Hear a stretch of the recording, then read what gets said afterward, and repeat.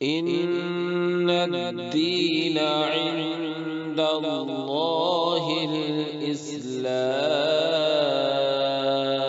الحمد لله رب العالمين والصلاة والسلام على سيد الأنبياء والمرسلين وعلى آله وأصحابه أجمعين. أما بعد فأعوذ بالله من الشيطان الرجيم. بسم الله الرحمن الرحيم.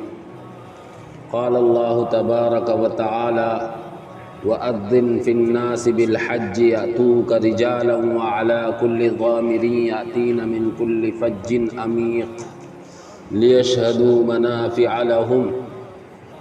صدق الله العلي العظيم. وقال عليه الصلاة والسلام تابعوا بين الحج والعمرة فإنهما ينفيان الذنوب والفقر كما ينفي الكير خبث الحديد والذهب والفضة. رواہ الترمذی. محترم بزرگوں بھائیوں، اللہ جل جلالہ وعم نوالہ نے ہم پر بہت سی عبادتیں لازم اور فرض کی ہیں۔ اگر ہم ساری عبادتوں میں غور کریں تو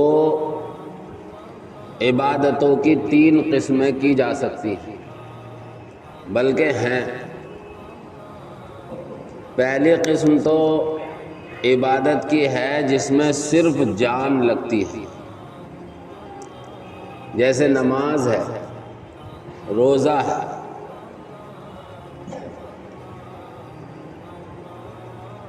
نماز میں بھی اپنی جان لگے گی، روزے میں بھی جان لگے گی۔ اور دوسری قسم ایسی ہے جس میں مال لگتا ہے، وہ ہے زکوٰۃ، صدقۃ الفطر، قربانی۔ یہ ایسی عبادتیں ہیں جن میں انسان کا، بندے کا مال خرچ ہوتا ہے۔ اور تیسری عبادت ہے، تیسری قسم ہے عبادت کی جس میں جان بھی لگتا ہے اور مال بھی لگتا ہے، وہ ہے حج اور عمرہ۔ تینوں طرح کی عبادتیں اللہ رب العزت والجلال نے اپنے بندوں پر فرض فرمائی ہیں۔ جو جانی عبادتوں کا مکلف ہے اس کے لیے لازم ہے کہ وہ جانی عبادت کرے، جو مالی عبادت کا مکلف ہے اس کے لیے لازم ہے کہ وہ مالی عبادت کرے، جو جانی اور مالی دونوں عبادتوں کا مکلف ہے اس کے لیے ضروری ہے کہ وہ جانی عبادت بھی اور مالی عبادت بھی دونوں کرے۔ اور عبادت کیا ہے؟ در حقیقت اللہ کے حکم کو ماننا ہے۔ جب جس کام کے بارے میں، جس چیز کے بارے میں جیسا اللہ کی طرف سے حکم ہو جائے وہ مان لینا، یہ عبادت ہے۔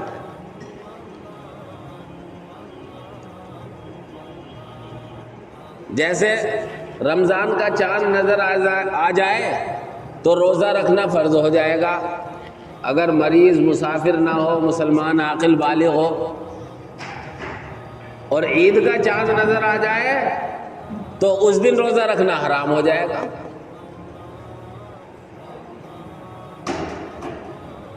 ابھی روزہ رکھنا فرض تھا اور عید کا چاند نظر آ گیا تو روزہ رکھنا حرام ہو گیا۔ تو اصل مقصود روزہ رکھوانا، بھوکا رکھنا نہیں ہے۔ اللہ رب العزت والجلال کا مقصود ہے اللہ کا حکم ماننا۔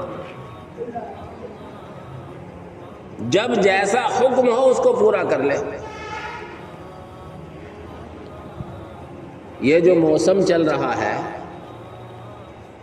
ذی قعدہ کا آخری عشرہ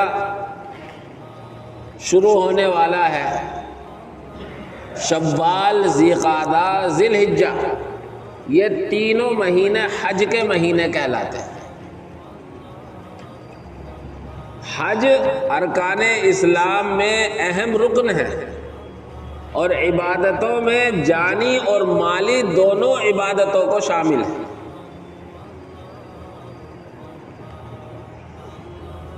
آدمی کو ہر عبادت کو کرنے کی کوشش کرنی چاہیے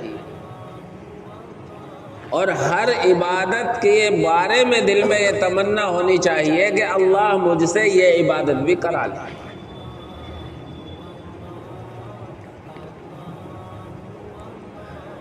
ایک نہ ایک دن اللہ رب العزت والجلال اس تمنا کو، اس عبادت کو پوری کر دے گا۔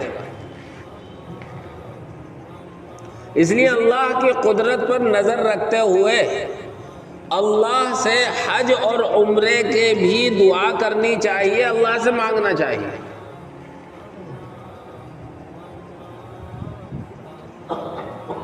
یہ وقت ہے کہ ہندوستان کے اکثر حاجی مدینہ ہو کر مکہ پہنچ گئے،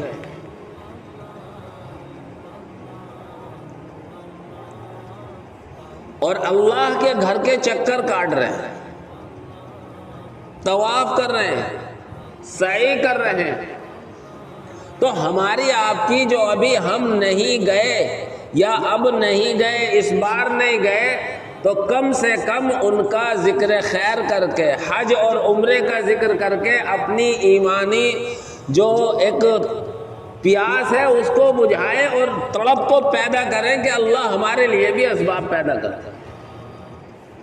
اس لیے ایسے موقعوں پر حج، عمرہ، قربانی، ان ساری چیزوں کا تذکرہ کرنا ایمان کو بڑھاتا بھی ہے اور ایمان کے تقاضے بھی ہیں اور ایمان میں چسپ پیدا کرتا ہے۔ اب حج ہم کیسے کریں گے،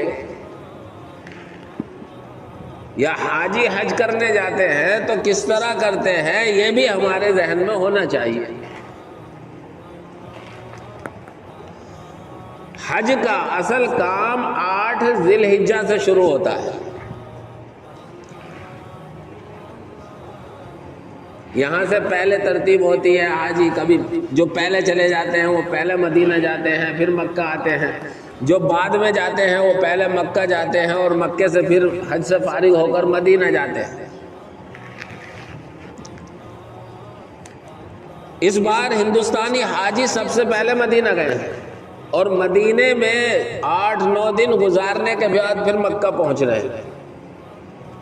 تو کوئی بھی باہر سے جانے والا ہوگا سب سے پہلے وہ جا کر عمرہ کرے گا،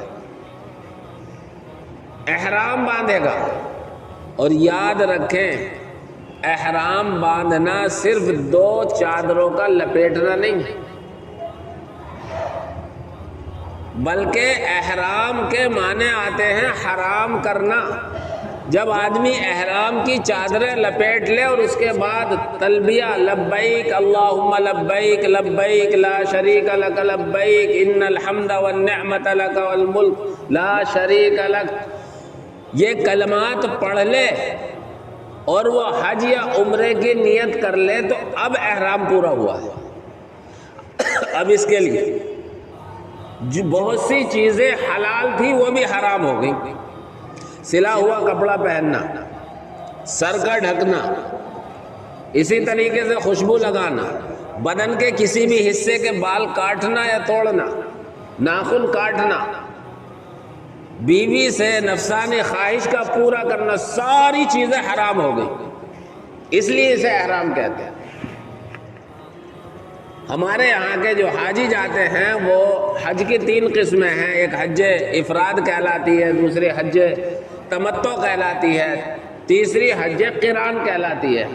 ہمارے یہاں کے جو حاجی ہیں وہ حج تمتع کرتے ہیں، یعنی پہلے احرام باندھتے ہیں، عمرہ کرتے ہیں، احرام کھول دیتے ہیں۔ اب 8 ذی الحجہ تک وہیں رہیں گے، 8 ذی الحجہ تک مسجد حرام میں نمازیں پڑھیں گے، طواف کریں گے۔ ایک نماز کا ثواب 1,00,000 نمازوں کے برابر ہے، لیکن جب 8 ذی الحجہ آ گئی تو اب مسجد حرام چھوڑ کر صبح ہی میں احرام باندھ کر مینا پہنچنا۔ میں نے شروع میں کہا اللہ کی عبادت کیا ہے؟ در حقیقت اللہ کا حکم ماننا ہے۔ مسجد حرام میں ایک نماز کی نیکیاں، ایک نماز کا ثواب 1,00,000 نمازوں کے برابر تھا، لیکن اب حکم ہو گیا کہ مکے میں نہیں رہنا، مینا جانا ہے۔ 5 نمازیں ظہر، عصر، مغرب، عشاء، فجر تمہیں مینا میں پڑھنی ہے۔ مینا کے لیے چل دیے یا 1,00,000 نمازوں کا ثواب چھوڑ دیا؟ کیوں؟ اب حکم ہی اللہ کا یہ ہے۔ پھر اگلے دن مینا میں مزدلفہ کے لیے، عرفات کے لیے روانہ ہونا ہے، اور عرفات میں پہنچنے کے بعد ظہر، عصر، ظہر کے وقت میں پڑھنی ہے۔ ہر نماز اپنے اپنے وقت پر پڑھنی ہے، لیکن وہاں اللہ کا حکم یہ ہے کہ ظہر اور عصر کو ظہر کے وقت میں پڑھنا، وقت نہیں ہو رہا پھر بھی عصر پڑھی جا رہی ہے، یہ اللہ کا حکم ہے۔ اور پورے دن عرفات میں نہ وہاں کوئی سایہ ہے، نہ کوئی وہاں خیمہ ہے، میدان میں کھڑے ہو کر، بیٹھ کر رونا ہے، گڑ گڑانا ہے، اللہ سے معافی مانگنی ہے، پورا دن اسی طرح گزارنا ہے یہاں تک کہ شام ہو جائے۔ اور جو عرفات میں نہیں پہنچے گا اس کا حج ہی نہیں ہوگا۔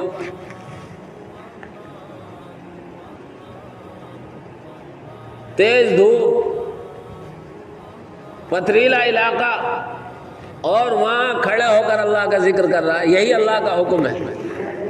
شام ہو جائے، مغرب کا وقت ہو جائے، حکم یہ ہے کہ فوراً نماز پڑھو، لیکن آج حکم بدلا ہوا ہے، یہاں نماز نہیں پڑھنی، واپس چلو مزدلفہ۔ اور مزدلفہ میں پہنچنے کے بعد مغرب عشاء کی نماز عشاء کے وقت میں پڑھنی ہے۔ مزدلفہ میں رات گزارو، رات گزارنے کے بعد اگلے دن پھر مینا واپس آؤ فجر پڑھ کر۔ اب مینا میں پھر 3 دن قیام کرنا ہے۔ 3 دن مینا ہی میں قیام کرنا ہے۔ وہاں 3 ستون بنے ہوئے ہیں جنہیں جمرات کہتے ہیں۔ جمرات پر روزانہ رمی کرنی ہے۔ اب پڑھا لکھا ہو، ان پڑھ ہو، گھر کا مالدار ہو، گھر کا غریب ہو، ناز و نعمت میں اے سی میں رہنے والا ہو یا کیا جنگل میں زندگی گزارنے والا ہو، سب کو ایک کپڑوں میں، ایک لباس میں کر دیا۔ سب پر 2 چادریں ہیں، اور میدان میں تلاش کر رہا کنکرے، اور پھر دیوانہ وار ستونوں کے کنکرے مار رہا ہے۔ یہ اللہ کا حکم ہے۔ یہاں کہیں ہم کنکر اٹھا کر مارنے لگے تو کوئی کہے گا کہ پاگل ہے، کیوں کنکر مار رہا، کسی کی آنکھ ناک میں لگ جائے گی۔ لیکن اللہ کا وہ حکم ہے، بوڑھا ہو، جوان ہو، ان پڑھ ہو، پڑھا لکھا ہو، مالدار ہو، غریب ہو، 3 دن وہیں مینا میں رہنا ہے، اور وہاں رہ کر روزانہ جمرات کی رمی کرنی ہے، کنکریں مارنی۔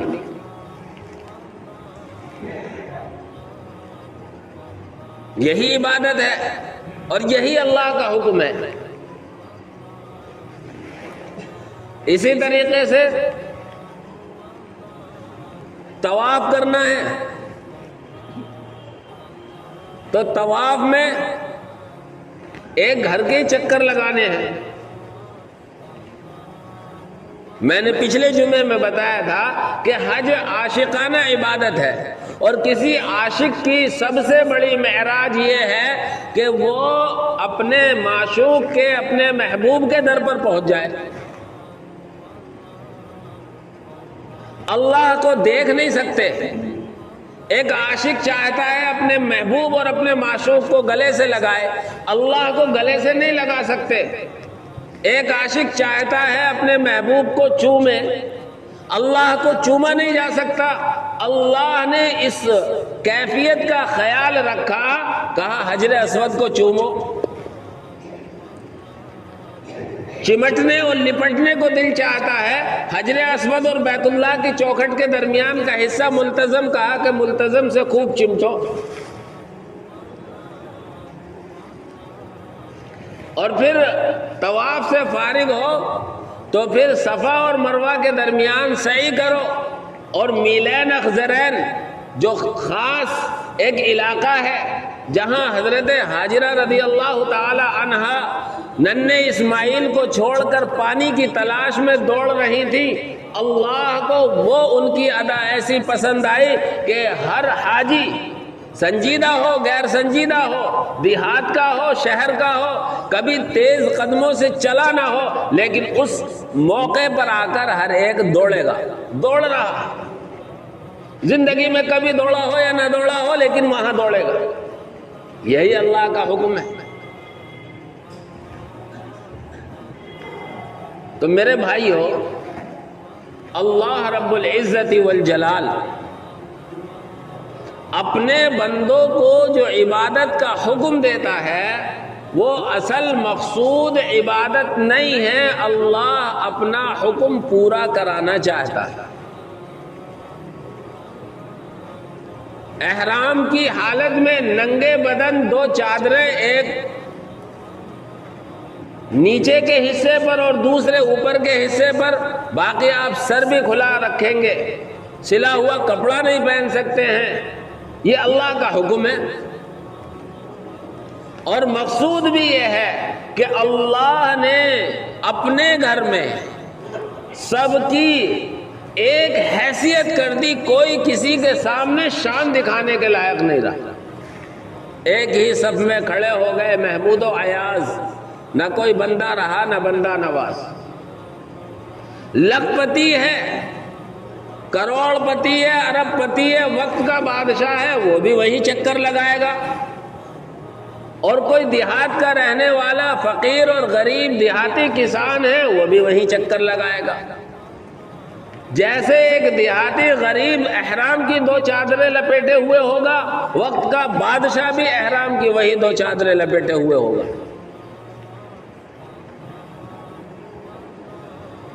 تو یہ حج اور عمرے کی جو عبادت ہے وہ اللہ رب العزت والجلال نے عاشقانہ عبادت عطا کی ہے۔ ایک عاشق عشق کی بھٹی میں جیسے تپتا ہے اور وہ معشوق کو پانے کی کوشش کرتا ہے، اللہ رب العزت والجلال کا یہ حقیقی عشق ہے کہ اللہ رب العزت والجلال اپنے بندوں کو اپنے گھر کے چکر کٹواتا ہے، صفا مروہ کے درمیان دوڑ لگواتا ہے، مینا میں جنگل میں عرفات میں مزدلفہ میں دن اور رات گزرواتا ہے۔ یہ سب اللہ رب العزت والجلال کی محبت کی نشانیاں ہیں، اور اللہ رب العزت والجلال ہی کی محبت حقیقت میں محبت۔ دنیا کی خواہ کیسی ہی خاص محبت ہو لیکن وہ جھوٹی ہوگی، وہ ساتھ چھوڑ دے گی، صرف اور صرف اللہ اور اس کے رسول صلی اللہ علیہ وسلم کی محبت ہے جو ہمیشہ باقی رہتی ہے، اور وہ کہیں بھی کبھی بھی ساتھ نہیں چھوڑتی۔ بلکہ ایک بار کو ہم اپنے خدا اور اپنے رسول سے بے وفائی کرتے ہیں، ہمارا خدا کبھی بے وفائی نہیں کرتا، ہمارے رسول کبھی بے وفائی نہیں کرتے۔ اس لیے میرے بھائیو، یہ موسم حج کا چل رہا ہے، اللہ رب العزت والجلال نے آسانیاں دی ہیں، تو حج کو پہلی فرصت میں ادا کرنا چاہیے۔ آج ہمارے معاشرے میں کچھ ایسی چیزیں اپنے لیے لازم اور ضروری کر لی جو شریعت میں کہیں سے کہیں تک ان کا کوئی مرتبہ اور کوئی مقام نہیں ہے، پہلے ہم انہیں مقدم سمجھتے ہیں۔ حج کو تب جائیں گے جب گھر بنا لیں گے، حج کو تب جائیں گے جب بچوں کی شادیاں کر لیں گے۔ میرے بھائیو، اب تو قانونی پابندیاں اتنی ہو گئی ہیں کہ آسانی سے حج کو جانا نہیں ہو سکتا، لیکن اس میں بھی جتنی جلدی ہو سکے اگر اللہ نے دولت دی ہے، اسباب دیے ہیں، تو تو جلدی سے جلدی اس کام کو کر گزرنا چاہیے۔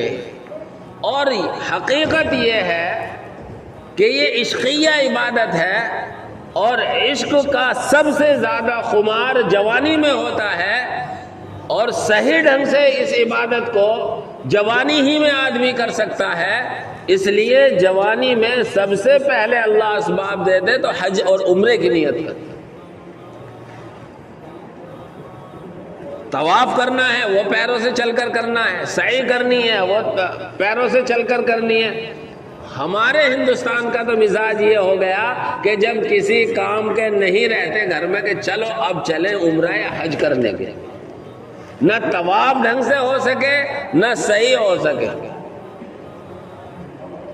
جبکہ نبی پاک صلی اللہ علیہ وسلم نے حج اور عمرے کی بڑی فضیلتیں بیان کی ہیں۔ ترمذی شریف کی روایت ہے، حضرت عبداللہ ابن مسعود راوی ہیں، فرماتے ہیں اللہ کے نبی تابعوا بین الحج والعمرہ، حج اور عمرے کو یکے بعد دیگرے کرتے رہو، فإنہما ینفیان الذنوب والفقر، حج اور عمرہ گناہوں کو بھی اور غریبی کو بھی مٹا دے گا، کما ینفی الکیر خبث الحدید والذہب والفضہ، جیسے بھٹی لوہار کی بھٹی لوہے کے میل کچیل کو اور سنار کی بھٹی سونے چاندی کے میل کچیل کو ختم کر دیتی ہے، اسی طرح حج اور عمرہ انسان کے گناہوں کو اور اس کے فقر و فاقے کو ختم کر دیتا ہے۔ کبھی کسی سے یہ نہیں سنا ہوگا کہ وہ حج کر کے آیا تو غریب ہو گیا۔ اس لیے میرے بھائیوں، اللہ کے نبی صلی اللہ علیہ وسلم نے جو فضائل بیان کیے ہیں ان کو ہمیں حاصل کرنا چاہیے۔ اللہ نے خود حضرت ابراہیم سے جب بیت اللہ کی تعمیر ہو گئی اعلان کرایا تھا، وَأَذِّن فِي النَّاسِ بِالْحَجِّ يَأْتُوكَ رِجَالًا وَعَلَىٰ كُلِّ ضَامِرٍ، لوگوں میں حج کے فرض ہونے کا اعلان کر دیں، یہ لوگ تمہارے پاس آئیں گے، پیدل بھی چل کر آئیں گے اور سواریوں پر سوار ہو کر بھی آئیں گے۔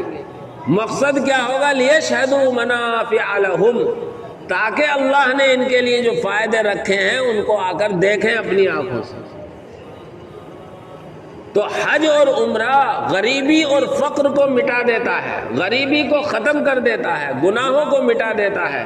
ایک حدیث ہے اللہ کے نبی صلی اللہ علیہ وسلم کی، صحیحین کی روایت ہے، من حج فلم یرفث ولم یفسق رجع کیوم ولدته امہ، کہ جس نے حج کیا اور حج میں جانے کے بعد اس نے کوئی گالم گلوچ اور کوئی بے حیائی اور فحش گوئی کا کام نہیں کیا، کوئی گناہ کا کام نہیں کیا، تو وہ ایسے لوٹتا ہے جیسے آج ہی اس کی ماں نے اسے جنا ہو، یعنی گناہوں سے ایسا پاک اور صاف ہو جاتا ہے جس طرح ماں کے پیٹ سے گناہوں سے پاک صاف پیدا ہوتا ہے۔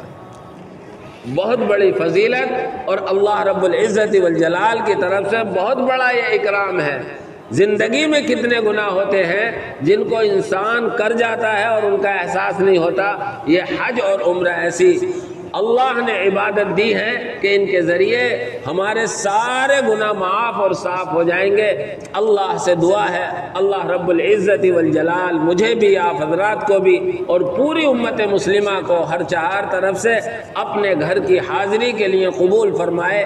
آمین وآخر دعوانا ان الحمد للہ رب العالمین۔